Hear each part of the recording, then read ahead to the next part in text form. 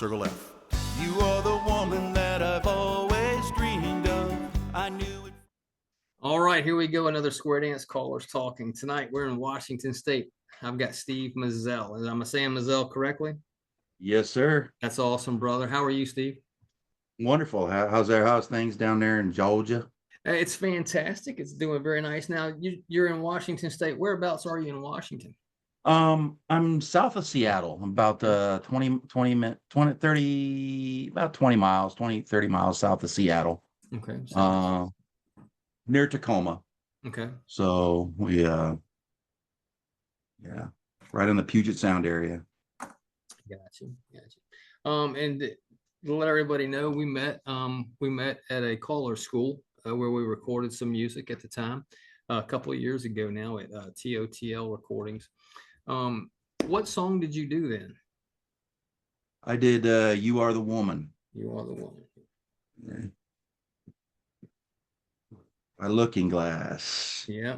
I'll tell you, I told you earlier that I'm planning on going to the next TOTL, and I told my wife, I said, hey, go through Spotify and find some stuff that you think I should do. And the first one she picked out, we were riding in the truck earlier today, and she played You Are the Woman. I said, it's already been done. I said, a matter of fact, I'm doing a podcast tonight with Steve. He's the one that recorded it. That's an awesome. It's just like if you go through like the 70s and 80s, there is some really, really good music in there that could be used. I know a lot of the like Tony and well, we just talked about them. A couple of the Ted. Not Ted. Well, even Ted does a lot of the 70s and the 80s stuff too. Just who am I thinking of? Scott Bennett. He does a lot of that stuff. I mean, he's got a lot of the music that I like, and he does a lot of the stuff from the 70s and the 80s, and some CCR or like I said, Kiss, and things you wouldn't even think about doing as square dance music. So I think we talked earlier. He did Beth. And yeah, he did Beth. You both do Beth on pretty regular. Love that song. Yeah. And you blow people away, especially people who don't know about square dancing now, as opposed to when they were in school. You pull out Beth, Kiss, obviously. And you said that you open. What do you open with before you did Beth? Ozzy, Crazy Train. Crazy Train. Yep, Leo Cat. Yep. That was recorded by Leo Cat, and I think he had on your podcast already. And but it's cool, and I think a lot of the younger dancers, a lot of dancers from our generation, let's say, appreciate that type of music, Absolutely. And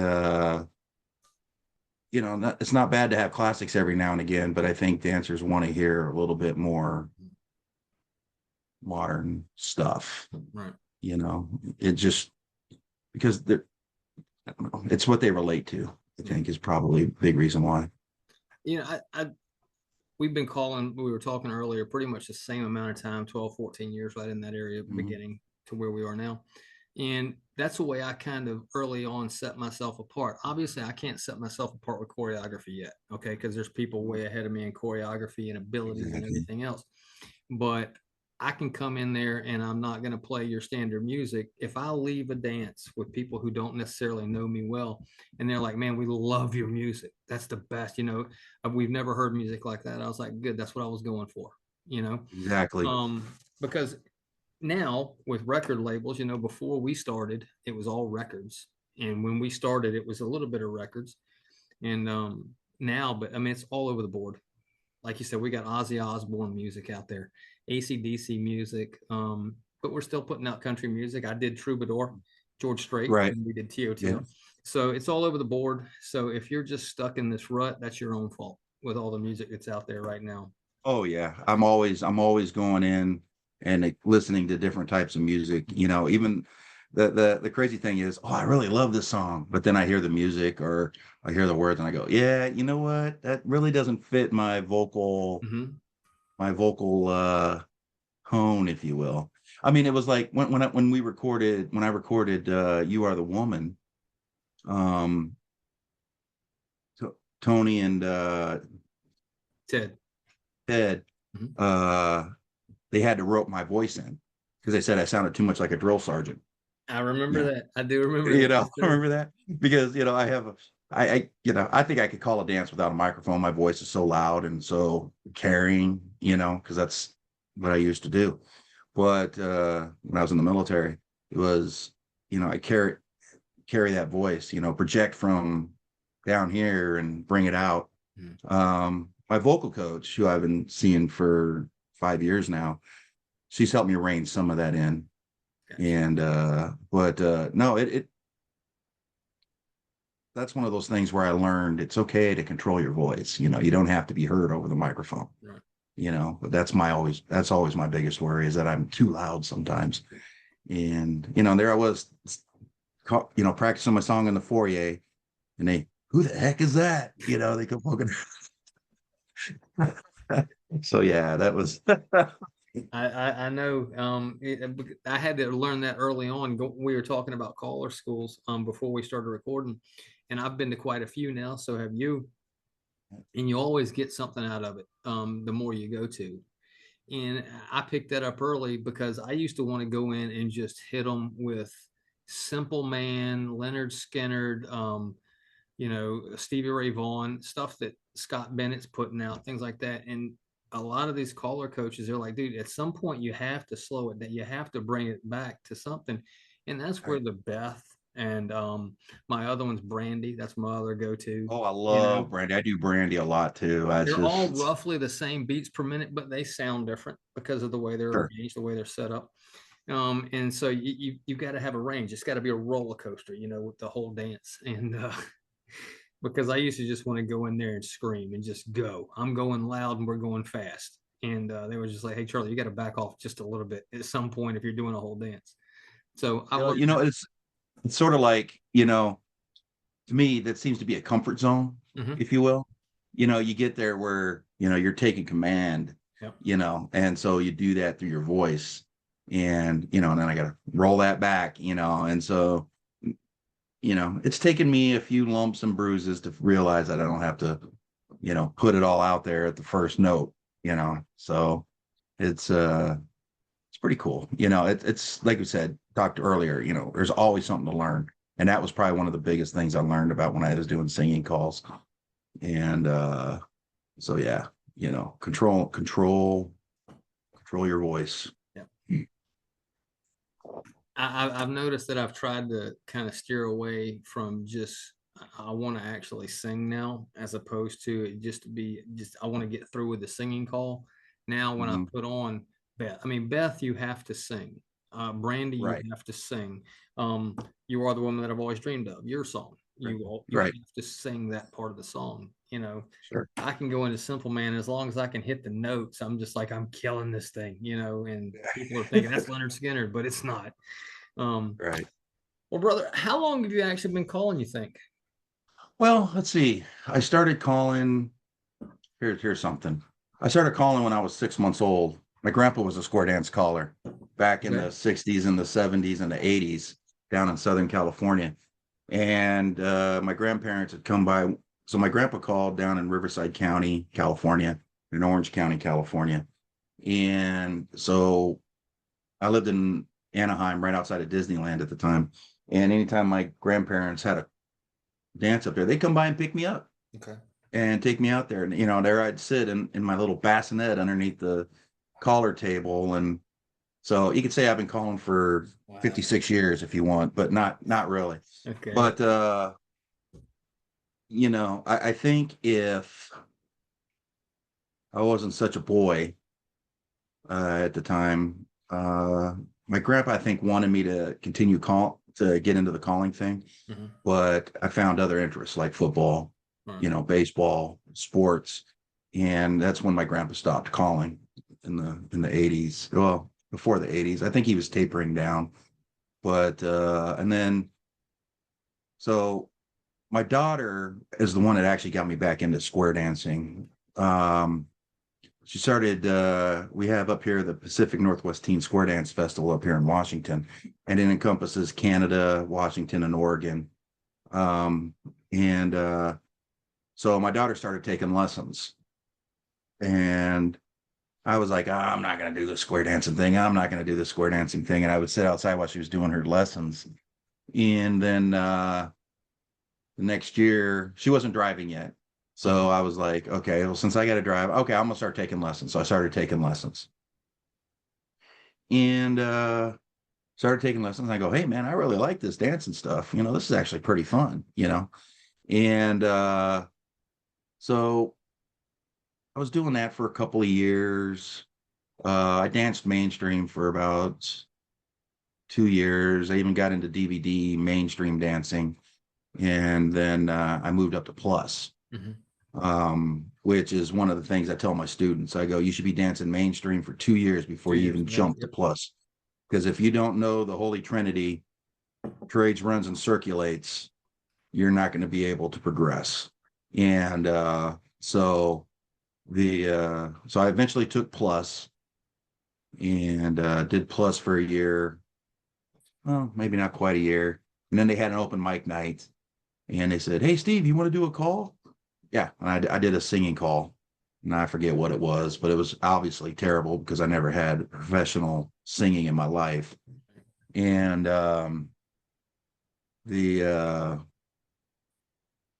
I got out there and I go, man, I sort of like this thing. This is sort of cool, I'm thinking I like this. All these people are looking at me, man, and if I could get them down, do the basic head square through 4, swing through, spin the top, right and left through, square through 3 was the figure. I remember that figure. That's something that everybody knew.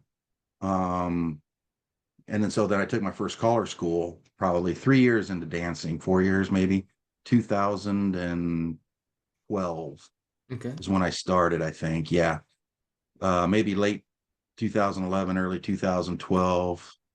I started really liking the square dance calling thing, and I was learning, took a collar school with Don Wood. And so I did my thing there. And then I ended up getting sick. I ended up getting colon cancer when I first started out. And so it took me away from square dancing for about a year.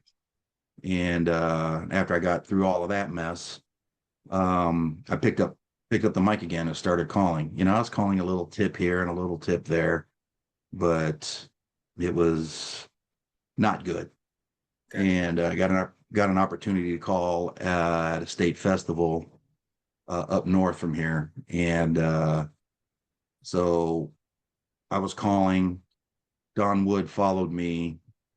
Next one, and I did the most ridiculous thing. Heads, come into the middle and spin the top. Oh, and that's quite a tough call, yeah. And I'm like, and I did it cold. And you could, I don't think there was, the only thing more explosive was maybe 1,000 pounds of TNT. I mean, the whole floor just blew up when I did that. And so that just set everything out bad for that whole tip. And then so I was sitting there listening to Don Wood call, and Don Wood finished, and he came off stage and he goes, hey, Steve, do you want to learn to call? I go, yeah. He goes, why don't you come to my place on Sunday and we can start? And so Don was my initial mentor for that.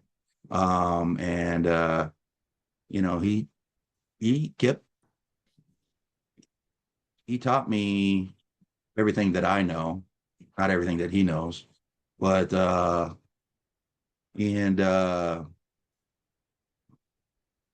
was I going with that?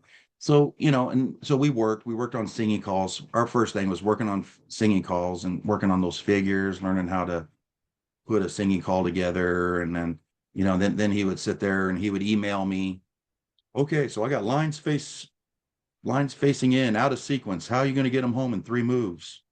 And so I would and I'd sit there for 4 hours trying to figure it out, trying to find all the cheat sites. Yep. But no, it was really beneficial. And he was big influence in my square dance calling. I would go to his lessons. I would go with him to his dances wherever he went. People called me his little tag along, but I mean, if a guy's willing to spend time and teach you, what are you willing to do for them? Invaluable. You can't beat that. No. You know, and it wasn't costing me a stinking cent, you know. So that was really huge for me. And then I went to then we had a couple collar schools up here, up at Circle 8 Ranch, which is up in the mountains. And I did a couple things there. And then I started, you know, just started building. And my first big, I think I didn't call at state festival that next year, but the year after that I called it a state festival, and there was definite improvement. Mhm. But still people were still a little gun shy of me, because I was still new, you know, and then I would get frustrated. I'd be up there on stage, you know, call a lines facing out and a right and left through, just for an example, you know, and I'd go, "Ah," and then I would start tanking. Um, but so, and then it just built on that. And, you know, I learned stuff from Steve Nosak, Jack Harden. These are local callers up here, Mhm. Greg Weber, Kevin Tomeyer, Glenn Reha. A lot of those guys would provide me input that are up here in the Washington State area.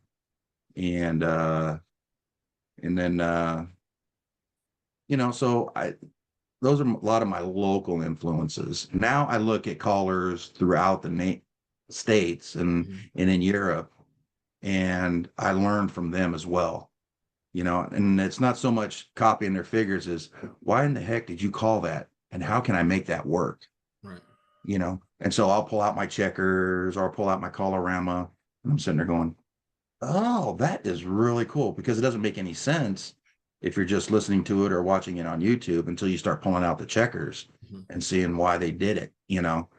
And so that was a lot of my self-learning that I did. But you know, and then I would ask questions to people and all this other stuff. So 10 years later, you know, now I'm calling for 3 clubs. The Gig Harbor Twirlers out out by Bremerton, Young Bunch, which started out as a youth competition club, but now is just a regular club. And I got the Prairie Steppers down in south of here.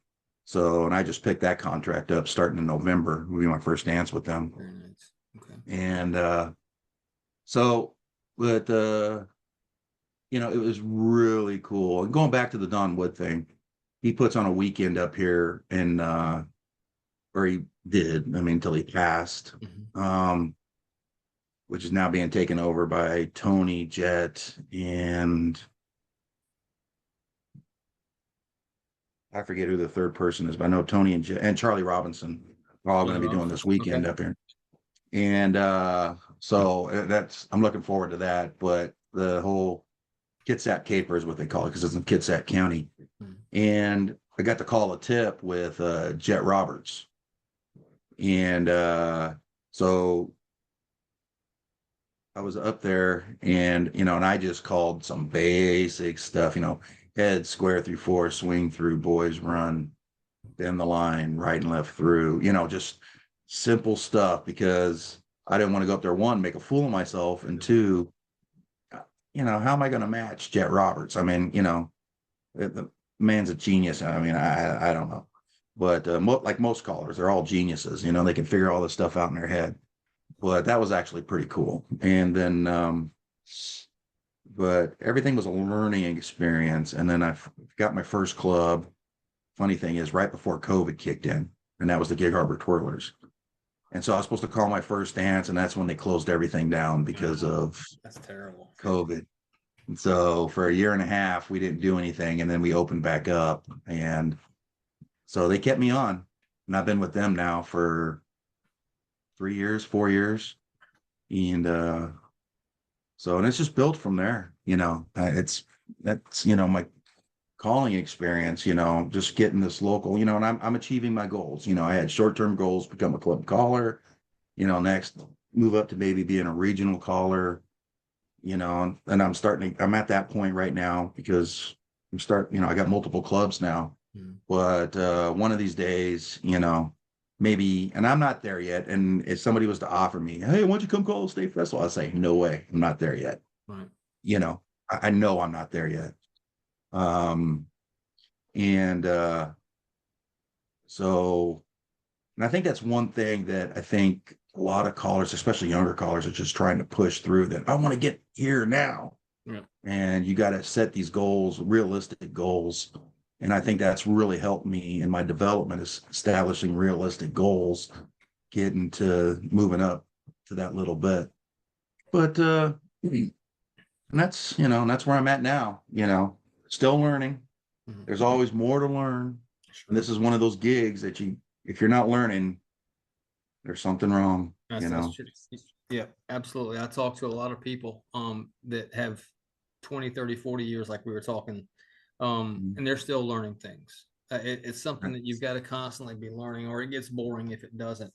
You're going to see something, whether it be, you might learn something from a dancer. I mean, I've been at dances, or I've been at my club, and I've called something and I've seen a dancer do something, and I thought, okay, I've got to work on that. And I won't even bring it up to that person, but it's something you figure out. You see where a weakness is, and you realize you got to do something about it. So, I mean, I'm always learning. And of course, we're at the same point pretty much year wise. So I still do caller schools, but absolutely. I mean, at any point, if you don't think you're learning anymore, what are you doing it for? Because that's part of the excitement. And like you were talking about, if people don't know, I have checkers within arm's reach at all times. Yeah. I've got a stack that I put in my jean pocket when I'm walking, or if I'm going to dinner. It drove my wife crazy when I would get sugar packets and make squares on the table. So I carry checkers with me at all times. Or this is a crazy thing. A notepad. Yep. When you're just sort of like you're like, I used to have to take a train into work, and I'll be sitting there with my music on, and I'll sitting there going, oh, that's a good idea. Where's my notepad? And write it down. See if I can make this work. See if it actually works, But I think about it. Of course, now that we're talking about before me and you, 12 years ago when we started calling, you had the early versions of Walkmans and iPods and things like that. And I used to always think, when that first started coming around, what's that person listening to? What's that person listening to? And I thought, when I started, now I'll have a USB of Square Dance calls, or Square Dance callers vocals. And I'm thinking, is somebody wondering what I'm listening to? And they have no idea. I'm listening to, like I said, Jet Roberts doing a singing call. So that's awesome, man. Yeah. I didn't realize that we've been calling pretty much the same time. Yeah. It's just, it's amazing, because that's another neat thing about those caller schools, is that you get to meet people. Yep. And you get to develop relationships.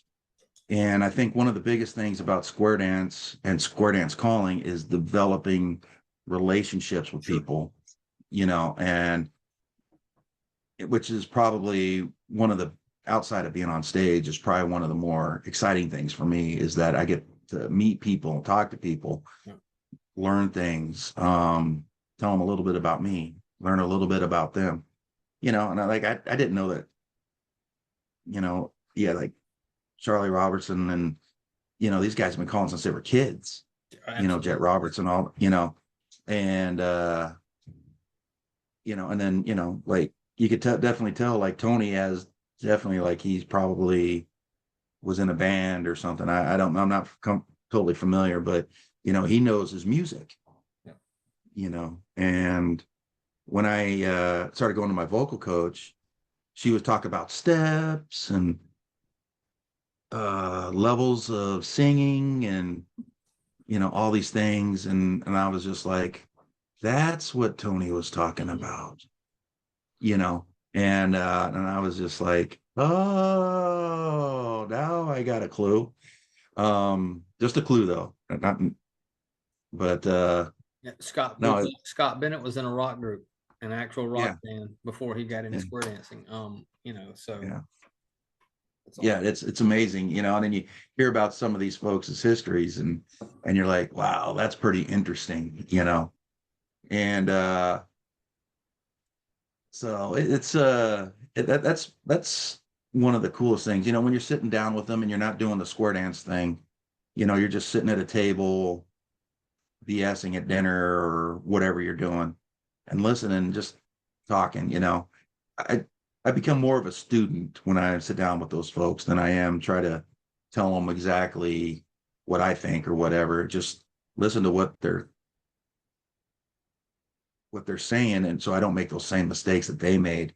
Or because you can always learn something good, and you can always learn something bad from somebody, you know. And then their little being on the road stories is always fun. Yeah. But yeah, that's one of the neatest things about square dancing is the community that we have, and building those relationships is probably one of the more cool things about square dance calling. And we talk, and the conversations we've had, you know, 90% or higher, 95% of the callers that I've met, awesome guys, willing to, as a beginner, they'll put you up there, you know, or talk to you about something, that type of thing. I had a great experience coming in. Wherever I went, somebody would come up and say, "Hey man, go up there and put a record on. Let me see what you can Mhm. do." And Mhm. talk to you afterwards. Just like you said, you know, you go up there and call a spin the top from a, you know, a static square, Where's- you know, and somebody and Don Wood, of all people, are you kidding me? Don Wood, he pulls you to the side and says, "Hey, if you want to learn, why don't you come on over here and I'll teach you something." Right. So you're fortunate, because some people didn't have that, and I Mhm. did. You know, I had people Mhm. pulling me to the side saying, "Hey, Charlie, why don't you try this? Why don't you look at this?" And caller schools, I'm not pushing any in particular. There's a ton of them out there. I've gotten something out of everyone I've ever been to. Mhm. And like you said, you get to meet these people, Tony Oxendine, Jet Roberts, Ted Lazat, Right. Ken Ratusi. We talked about that. His Mhm. Northeast Caller School, phenomenal. But the after parties where you get to meet and sit with these people and talk to them, you know, I'm a fanboy. I'll tell you right now. You and I me sit both. down and I've only, and we talked, and I don't bring it up. I've had one bad experience in my 14 years of calling, and Mhm. that was a long time ago, but that's not a big deal. And I'll tell Right. anybody privately. But Right. man, that's awesome that you've been doing that. So was you had Don Wood and some local guys putting you out there. When did you get your first club? You were telling me right before COVID. Yeah, right before COVID. It took me 6 or 7 years of just muddling, if you will. Mm-hmm. And a lot of that was the reason it took so long was I started out rough, Mm-hmm. you know, coming right off my sickness and trying to jump right back into it, and you know, and getting frustrated really easy, and then showing it on stage. Now I make a joke about it, you know.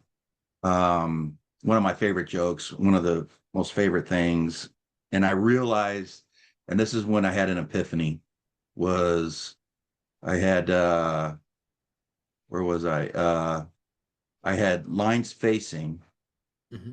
and I said, what did I say? I said Ferris wheel. Okay.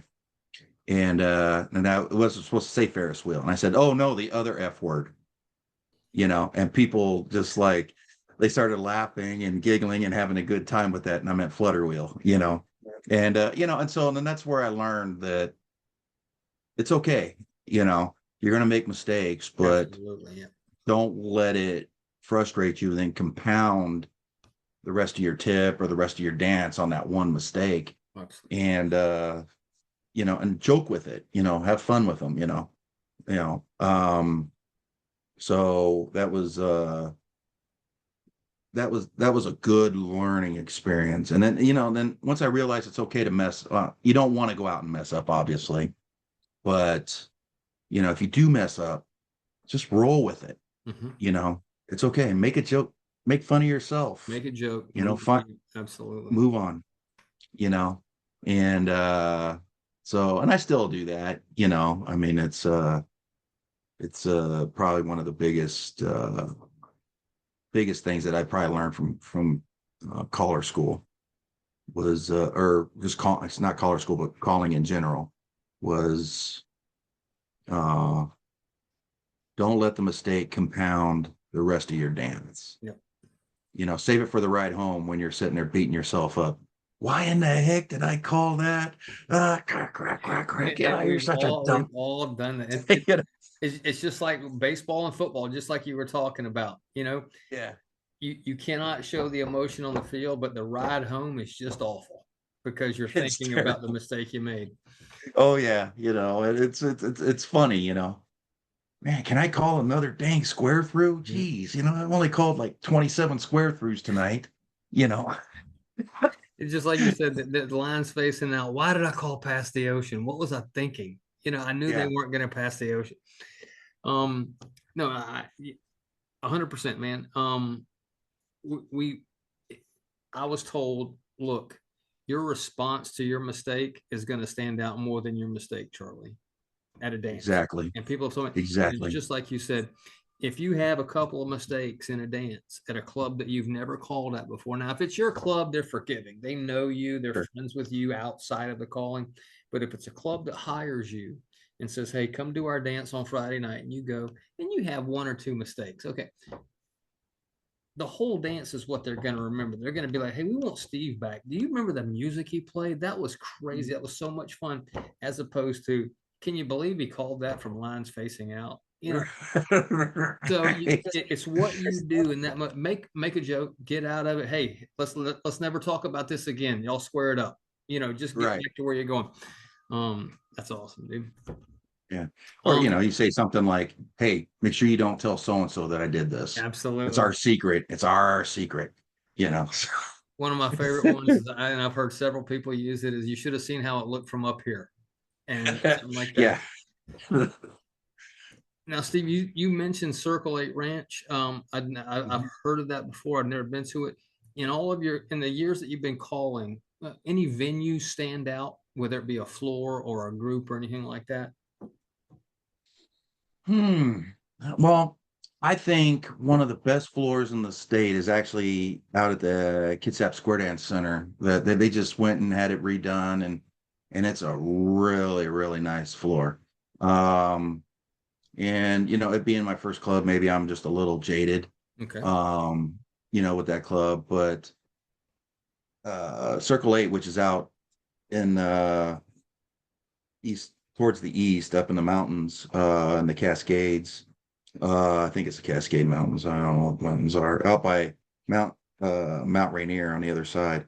Okay. It sits up. It's basically a campground in the forest, and they got one hall up there, and you could just feel the history in it. Mm-hmm. So, and then that's their air conditioning is they open up the flaps on the side and let the breeze blow through. There's really no air conditioning. Gotcha. And so that's anytime you get an opportunity to call up there, that's awesome. Okay. But I sort of favor my hall. The floor is big. I mean, we could probably put 15, 20 squares in there. And, How many squares do you typically have? I dance about 3 to 4 squares, and then I usually have enough for about 5 squares. But, it depends on what's going on. Now, let me ask you, and this is just a technical question, Mhm. and then I want to hear what you were saying, but when you have a hall that big, and I've noticed because I typically call to 2, 3, 4 squares, Mhm. do you have an issue of them spreading out the dancers? When you come to your singing, and I've told them before, I was like, hey, y'all have got to get closer together. Your promenades, halfways, or whatever, Mhm. it's taking you forever. So when you have it, Right. do you notice that problem? How do you handle that? I do. So and I teach it in my lessons. Um, and I say, my one little joke when it comes to lessons, square dance is for guys who it was invented by guys. Because everything we do, it just always seems like what the guys do, even though the females, the wives or the girlfriends or what have you, they're the ones that dictate, if the collar's good or not. Mhm. But I tell them when you're promenading, come in there with your elbows. If your elbows are touching with the other 3 people, you're gonna be right where you need to be at the end of the singing call. That's Because like a big thing, like so you get finished doing a square 3-3, Alaman left, and swing and promenade. Next thing you know, you got people got this big old 25-foot square and you're ready to go to the next figure, but people aren't home yet because they're traveling 2 miles. Exactly. Yep. You know, and so one of the things that I emphasize is square breathing. Make sure you stay close with, say, tight in the square. One of my other mentors is Spike Reed. He's been calling for 50 years, and he's getting ready to.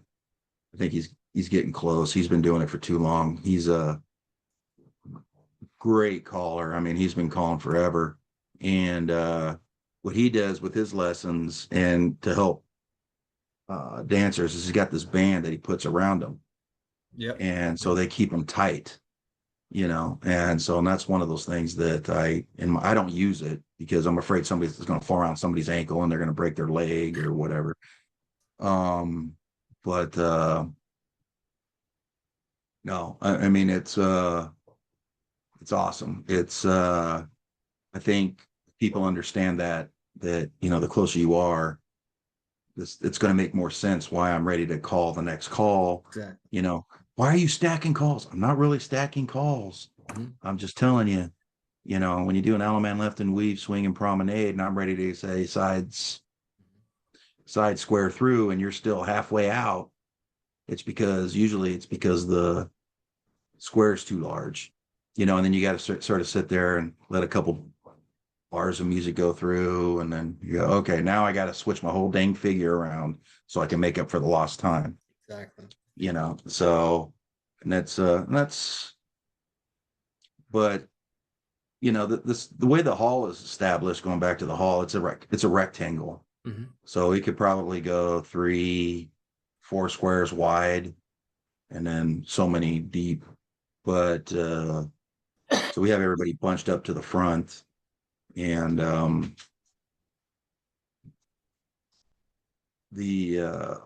so they don't spread out too much. I might have more problems with the squares themselves spreading way out, and then, oh, okay, I got my primary square here, my secondary square over here, when I'm trying to resolve or whatever, and that presents a problem. I go, hey, why don't you guys squeeze it in a little bit, so I don't have to, Yeah, I agree. do that and get a neck exercise going on. But yeah, it works out pretty well. And Circle 8's built the same way. It's more of a rectangle. And so that I just think trying to keep people close is a better, you're a team of 8. Don't become 4 teams of 2. Exactly. That's very nice. So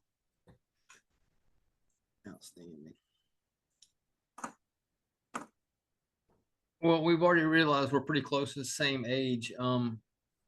If it's not square dance music, what are you listening to genre wise? What's you your name it. music? I'm very eclectic. Okay. I go from one, believe it or not, I actually listen to EDM, electric dance music at times, especially when I'm working. And then I'll take it all the way down to Michael Bublé, maybe Frank Sinatra, Nice. The Rat Pack guys, or a lot of rock. Just whatever I feel fancy, whatever fits my fancy at the time. I mean, I even listen to opera and jazz, it's just whatever the mood is, Sure. So yeah. Well, now music wise, now when we were talking about earlier, and you mentioned baseball and football, and we've met. You're a big dude. Of course, I'm not a big guy, so it stands out to me. You referee football now. Correct. Okay. When did you start doing that? I started that 4 years ago. Okay. Now, did you play college in football? I mean, did you play football in college? No, I didn't. I just went through high school. High school. Yeah, and then I joined the Air Force and played a couple years in the Air Force. Intramural, full contact football. Nice. Okay. Which is pretty cool. But and then I was in the Air Force for 22 years, and then I got out and I coached for 11 years after I got out. So I started coaching about the same time I started calling. And because I got to keep this mind busy, absolutely. An idle mind's a devil's playground. And So was coaching for 11 years. And then after coaching, I got the coach I was coaching with decided to retire totally out of, we went to high school together, coaching in high school, and did that for a year. And then he just fully retired from football. And I said, I need to be around football still. So let me start officiating. I started officiating, and that's a blast. Best seats in the house. Yep. I don't even pay attention to the fans or the coaches, because, which, believe it or not, in a weird way, it sort of helps with my square dance going, because I can teaches me to keep the bad out there and the good in here. Sure. Let me focus on what it is that I'm doing skill wise. And so that's one thing that I can apply from my football is to my square dancing, is learning how to separate the emotion from what I'm doing, because coaches and parents and players sometimes could be pretty rough.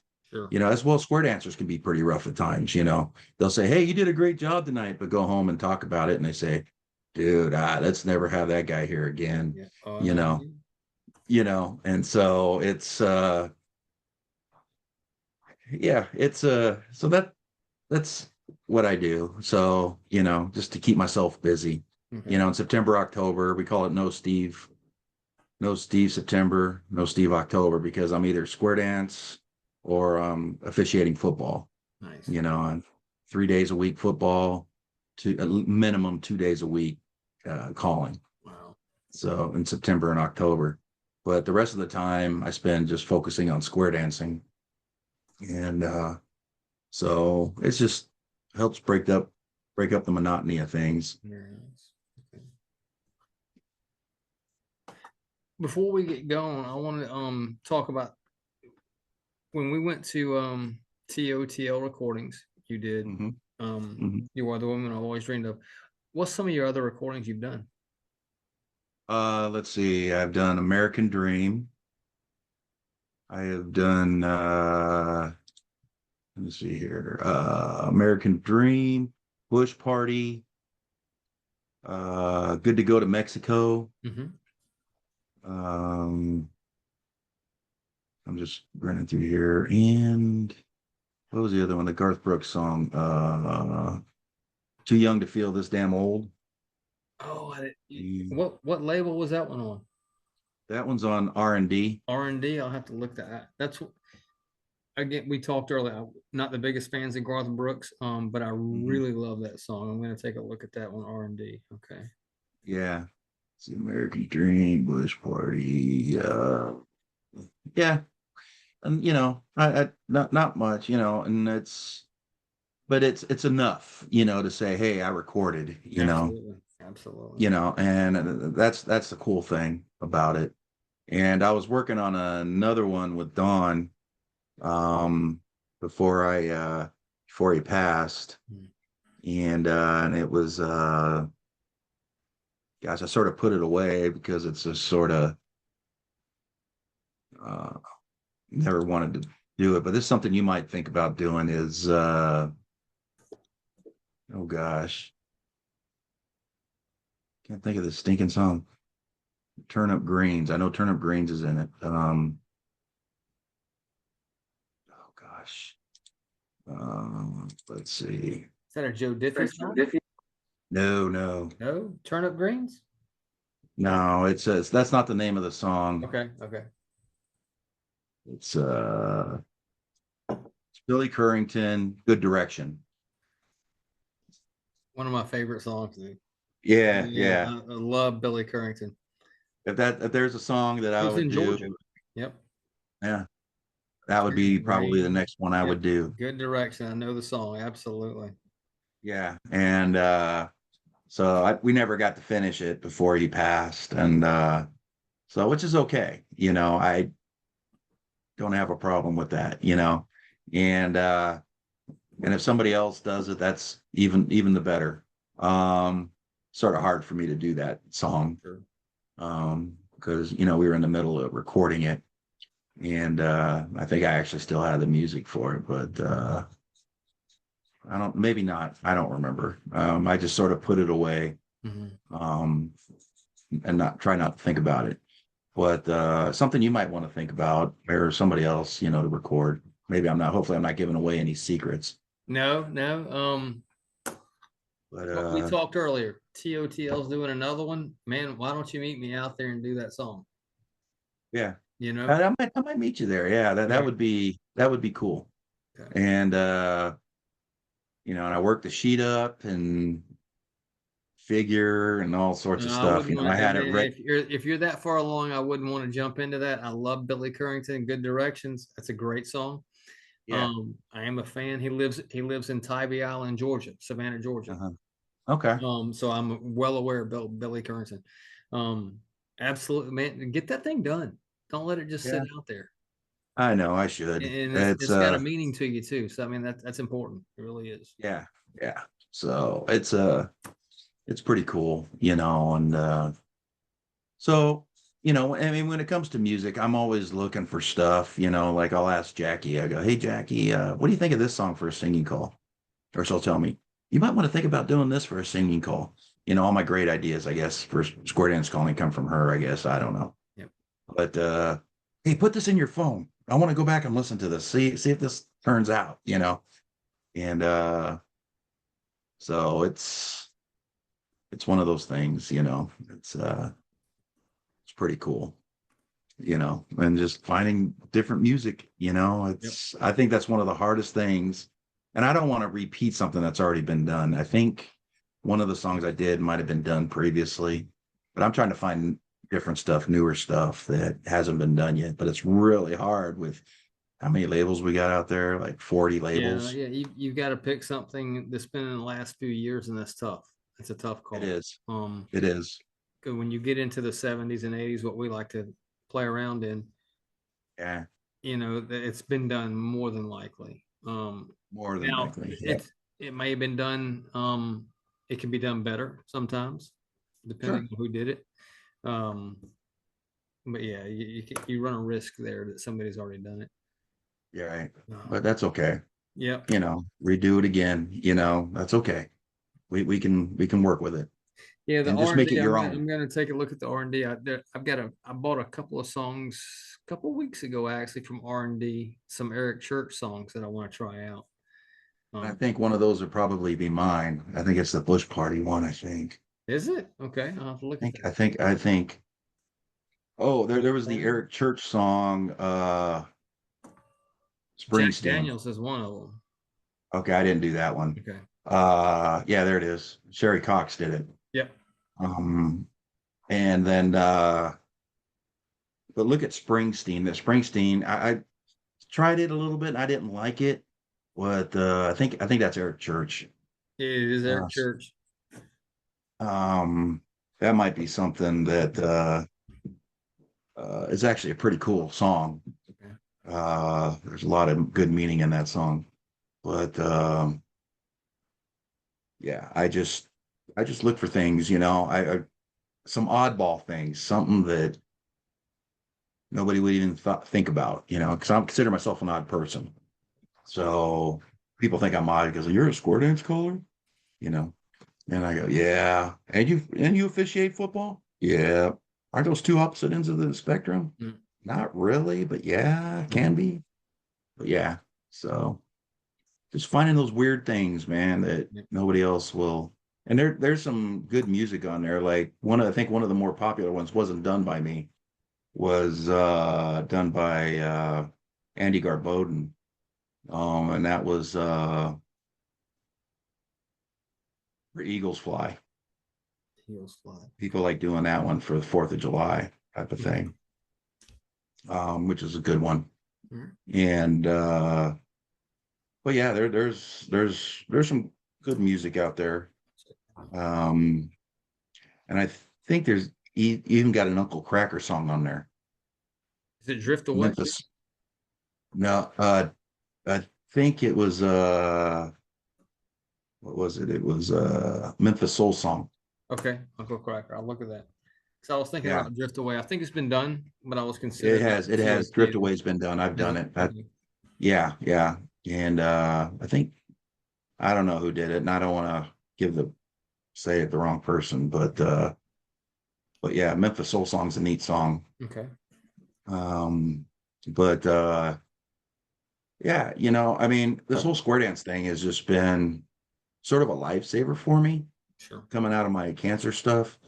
Um, and it lets me give back a little bit, Okay. you know. It's if I can have people leave with a smile on their face or, thinking about that song I did, maybe I have a little impact on somebody. And that's the neat thing about square dance is you can have impact on maybe not like big time on their lives, but maybe in that moment where Yeah. they're, have something better to think about other than daily life stuff. And I think square dance provides that opportunity to let people do that. Sort of forget about things. Let's just focus on, is that my corner really? Something other. Did I do that square through right? Was Yeah. that a left hand or a right hand? Find some way to get out. Yeah. That's good stuff.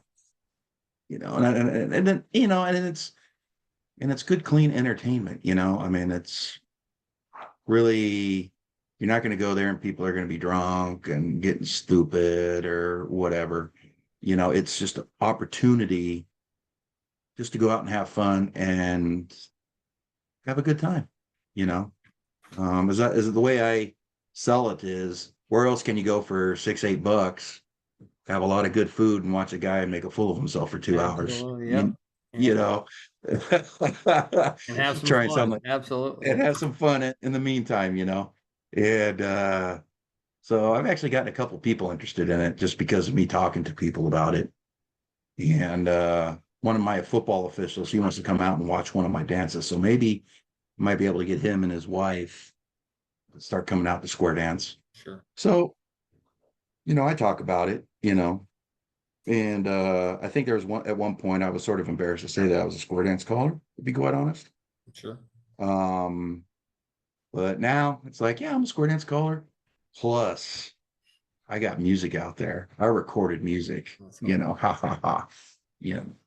But you know, but it's all good, it's really it's a good outlet that I people don't realize, and and I think a lot of new dancers get a little hesitant. Well, I'm worried about screwing up. Nobody cares if you screw up. I screw up all the time. You know, that's that's one of the coolest things, And if somebody does complain about you screwing up, have them come talk to me. Sure. I'll have them doing push-ups or go run laps or something.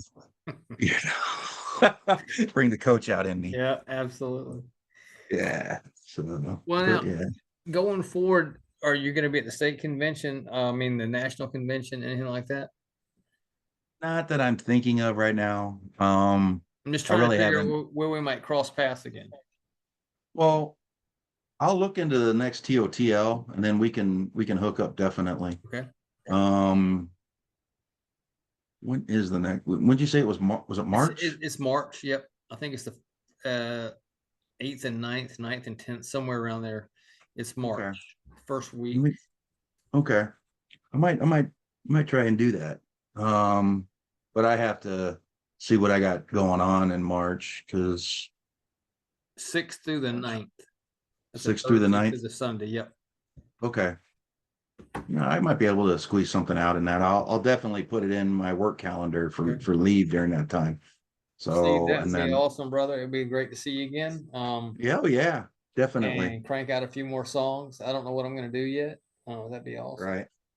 I might have to do the good direction, I guess, if I go out there. Absolutely, man. I want to be a part of that. I'd like to see that happen.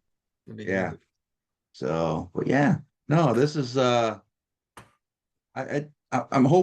really hoping that Square Dance is making its comeback. Mhm. We're slowly growing out in Kitsap. Uh, this year, I think we had total of 15 students come out. Okay. And if you get half of that, that's almost a square. So I think that should be the goal out of every lesson, is to try and pull a square of students. Oh, absolutely. It is. Bring people in. Steve, I appreciate it, brother. We're at about 45 minutes, so let's shut it down here. I hate for anybody to say I'm going too long, but Oh, God forbid. How man, dare you? absolutely, it would be great, since you're not going to be at the Nationals, if because it's not near you, obviously, but Right. if you could come out to TOTL, that would be great, man. We could hang out again, and Definitely. we could talk about a few things. Good directions, Billy Currington, you can't beat that. No, you can't. You can't. And if not, somewhere down the road, I'd love to meet with you again and talk to you again. We'll do another podcast. Well, you going on the? I'm definitely going on that 2026. You going on the 2026? I'm already cruise? booked, brother. Me too. Absolutely. I booked the first day. Okay, outstanding. Yeah, break out that dream Yeah, that's package. the last. We that was the last place we ran up on it. But this year, I'm next year, 2026. I'm already set. My wife and I've already set that up. And so we're really looking forward to that. Never been out of Galveston before, so looking forward to going to Galveston, Texas. Oh yeah, cruise. yeah. I've never been to the Western Caribbean. Yep. We've So been to the Western Caribbean, but out of Miami. So I'm Uh-huh. looking forward to going out of Galveston this time. That's going to be that'd be cool. I want to hopefully be down there for a SpaceX launch. Watch that big rocket ship they got, That'd man. be That awesome. would just That'd be be awesome. That would be awesome. See if I can see if they coordinate. I'll call Elon and ask him if he could schedule something about the same time I'm down there, All right. so I can watch that Hey, monster. the next podcast, I want to talk about your military. But let's plan on TOTL, and if we can do that, that'd be great. And the cruise 2026. Yes, sir. Steve, Sounds awesome. great talking to you, brother, and I will talk to you soon, hopefully. All right. Have a Thank good you. night, Thank man. you for the time. I appreciate it. Absolutely, brother. Take it easy. All right. Size, face, grand, square. It's not so much your pretty face I see. It's not the clothes you wear. It's more the special way you look at me that always keeps me there. Poor boys, you promenade around that ring. You swing and promenade. I saw your face and that's the last I've seen of my heart. Swinger, I saw your face and that's the last I've seen of my heart.